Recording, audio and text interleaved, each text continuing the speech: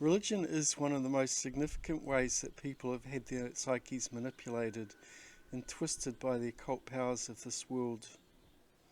Religion has always been a controversial topic.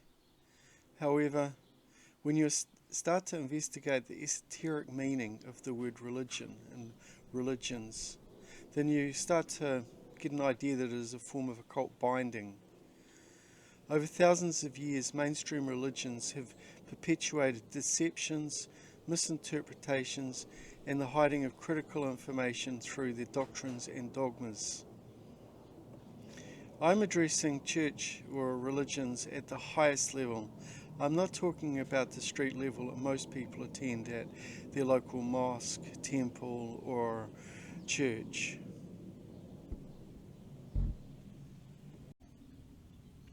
So what's the difference between organized religion and spirituality, which is your relationship with the Creator? Organized religion is a powerful tool in the hands of occult organizations. The church is a division of the political establishment. The church and the state have always worked together.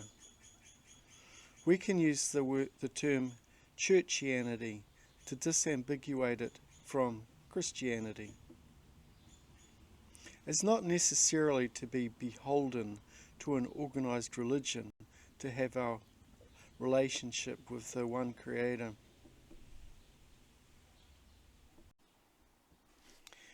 I'm not singling out any one religious organization as being corrupt.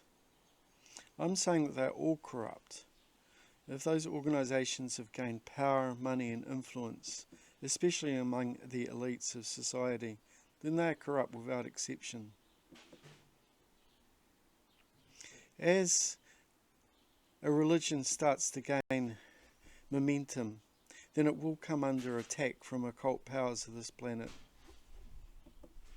Those occult powers don't want humanity to wake up to their divine spiritual nature.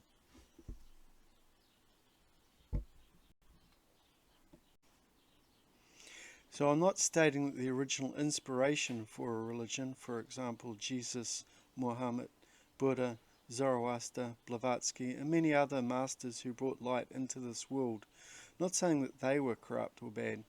They were trying to awaken humanity. But it's the people that came after them that corrupted the religion and turned it into a form of mind slavery.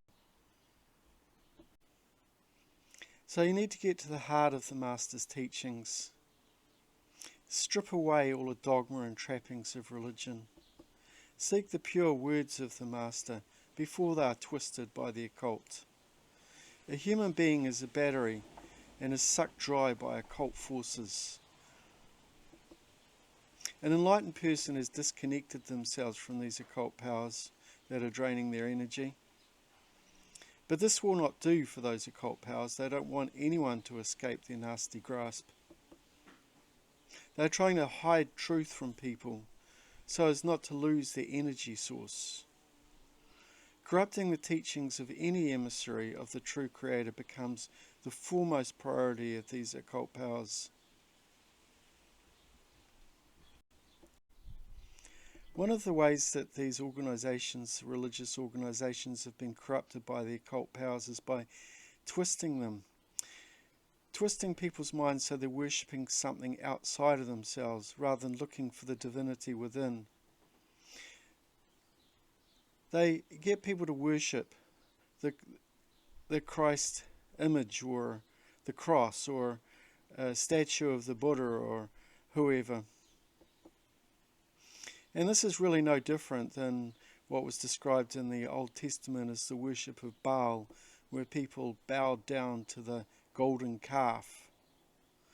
Both are examples of idol worship. Worshipping something external that is a proxy for something that they believe to be God. Worshipping an external figure takes the focus away from inner spiritual work and awareness. Spirituality starts from looking within, finding the divine within, and gaining self-knowledge through self-observation. To gain a perspective on the mindset of the dark occult dominators, understand that people institute these systems of mind control are attempting to enslave the entire human population. Thomas Paine, one of the founding fathers of the United States, had a good understanding of true human freedom. He said, "I do not believe in the creed professed by the Jewish Church, the Roman Church, by the Greek Church, the Turkish Church, the Protestant Church, nor by any other church that I know of. My mind is my church. All national institutions of church, whether they be Jewish, Christian, Turkish, appear to me no more than human inventions set up to terrify and enslave humanity, and to monopolize power and profit." So what's the origin of the word religion? It's necessary to go back to the original meanings of words to understand their true meaning, and to understand the power that these words have over the human psyche. A standard dictionary needs to list the correct etymology of a word. People insist that the word religion comes from the word in Latin ligare, to read. It does not come from that word root. The word religion is derived from the Latin root religare, which is the root ligare, which means to tie, to bind, to hold back. It's to take a rope and tie something up, to redo something. Religare, religion, means to hold back, thwart from forward movement. Often the meaning of a word is embedded in the word itself. Religion is tying us back, it's binding, means shackling. It's another form of mental slavery. The etymology of the word government. Government is derived from the Latin root gubernatio, which means to control. The second part of the word, mente, in Latin means mind. Government, if you put the two words together, means mind control, binding of the mind. Two significant sources of mind control are government and religion. Government is the left brain control that binds the right hemisphere of the brain, which is the nurturing, creative and compassionate side. That's what it does to other living human beings. Government is what controls the aspects of this dual-edged system of control. So religion and government work together to bind to the mind. There has never been separation between church and state. Those two principles work hand in hand. Organised religion is not about contacting your true inner spirituality and working on a one-to-one basis with your Creator. It's a form of mind control.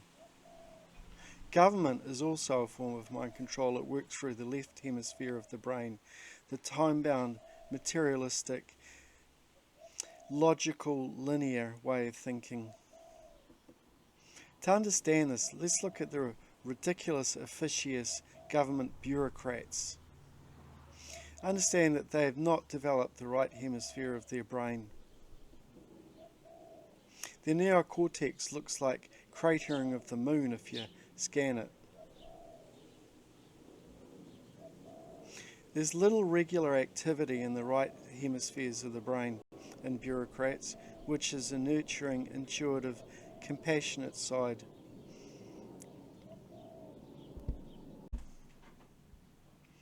So religion is the opposite form of occult binding from government. This form of psychological binding or slavery works through the right hemisphere of the brain, which is the more spiritually orientated center. It's the part of the brain where overtly active, chronically left hemisphere is not actively engaged. When you're not using the two hemispheres together, when they're not in unison or conjunction, then the logical, physical aspects of human thought are being actively suppressed, and the right spiritual side dominates. Therefore, the idea that either government or religion are separate, then that's completely nonsense, because they work together and should be thoroughly renounced and rejected. If you think critically in a holistic way, then you'll see through religion and government. They're both forms of mind control. They are control methods, and they are there to destabilize the human mind and the human population towards a one brain, left or right hemisphere way of looking at the world. Religion polarizes the world. The occultists who created religions and governments wanted to polarize and create members of society that act as control freaks or enslaved people. Religion is to get people not to play an active role. It cripples the male active principle, and the entire right brain and balanced person will bow down to any form of slavery and accept that. How many so-called Christians can see all the dogmatic control in their religion and actively do something about that?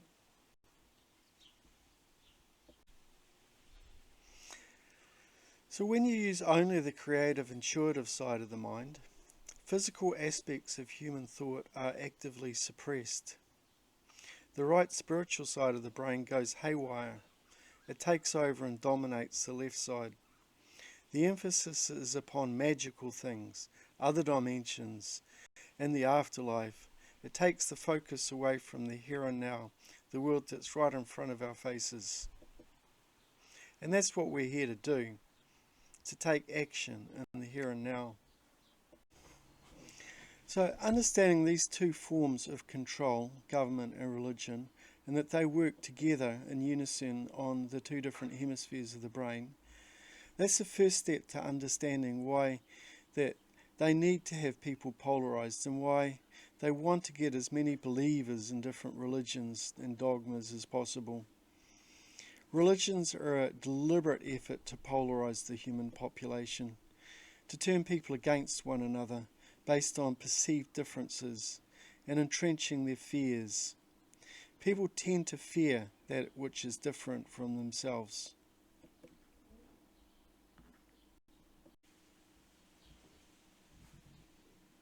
It's important to challenge belief. Would you challenge the law of gravity? Gravity doesn't require any belief. It acts regardless of your belief. If you want to test this, try jumping off a cliff and believing that you can fly. While, on the other hand, dogmatic beliefs do not require any basis in truth. Whether or not you believe in gravity, you are bound by it. And in the same way, natural law doesn't require any belief. They are binding conditions, they are accurate and they are immutable, which means they cannot be changed, regardless of any belief. And it's in this dimension of existence that natural law is in effect. So let's look at the word belief. Belief has the prefix Bel or Baal. Bel or Baal was one of the gods of the Old Testament of the ancient world. Bel in Phoenicia was a sun god who encapsulated the dark aspects of the sun, synonymous with other sun gods, dark sun gods that represented the bringers of light, Lucifer. And in Egypt, this aspect was Set, sunset, the taker away of the sun, the setting of the sun. So the Egyptian, Babylonian, Phoenician and Canaanite religions practiced beliefs shaped the modern foundations of religion and dogma. The word dogma has the word dog, A dog describes a person who believes something without question. Dog spelt backwards is God. I'm not saying that all beliefs are wrong. It's just necessary to challenge beliefs. It'd be best if you could create change in the world, but you need to believe that you can create change before you can do it. Otherwise, you'd never set up on that path of change in the first place. Belief is necessary. But belief in a state of ignorance, that's a different thing. You've got to be aware of what you know. Then you must believe there is something out there to find. If you initially do not have that belief, then act upon it, then you will stay ignorant. Belief in oneself is okay. Belief is okay. However, regarding natural law, belief is irrelevant. You cannot change the laws of nature.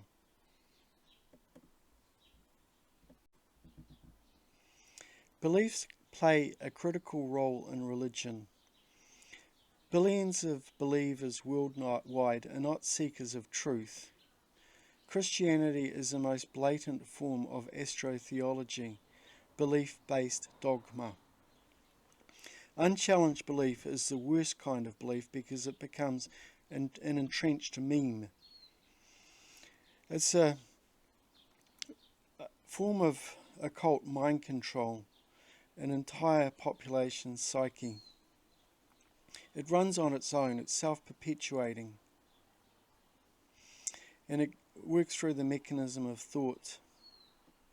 And dogma inherently protects itself by having believers never challenging the basis of belief, and by running down those who challenge their beliefs.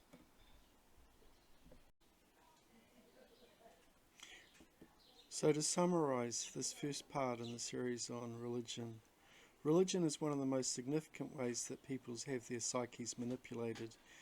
Organisation is a tool in the hands of the powerful dark occult. The church is a division of the political establishment. Church and state work together. If a religious organisation has gained power, then it has been manipulated, it has been infiltrated by the dark occult. No questions asked. It's corrupt without exception. Religions were corrupted by people who came after the master, and they turned the instruments of the teachings of the master into tools of manipulation and control. Corrupting the teachings of any emissary of truth becomes the foremost priority of the dark occult. An enlightened person has disconnected themselves from their true spiritual, from the dogmas and institutions that are draining their energy. Because worshipping anything external is idolatry. The word ligare means to tie back, to bind, to redo something. So religion is to thwart from forward movement, to hold people back in their spiritual development. The word government is derived from the Latin word gubernatio, which means to control, and the second part of the word mente means mind. So government literally means mind control. Religion and government work together to bind the mind. Religion is the opposite form from government and psychological binding. Those who created religion and government wanted people polarized. They wanted to create a world view where members of society acted as control freaks or enslaved people, going against people of other beliefs and dogmas and religions and governments' beliefs. So religion is a form of right brain mind control, where believers are going to pray or think they can meditate themselves out of whatever situation they are in, and not take any real action in the world. Religions and governments are a deliberate effort to polarize people, to polarize them against one another based on perceived differences, entrenched in fear. People tend to fear that's what is different from them and what other people believe. The word belief has its root in the word bel, which is the name of an ancient Phoenician dark sun god. Bel encapsulates the dark aspects of the sun. The word dogma has the word dog. The occultists like to reverse things. Dog is a reversal of the word God, the true creator. It is important to challenge belief and to break free of this mind control.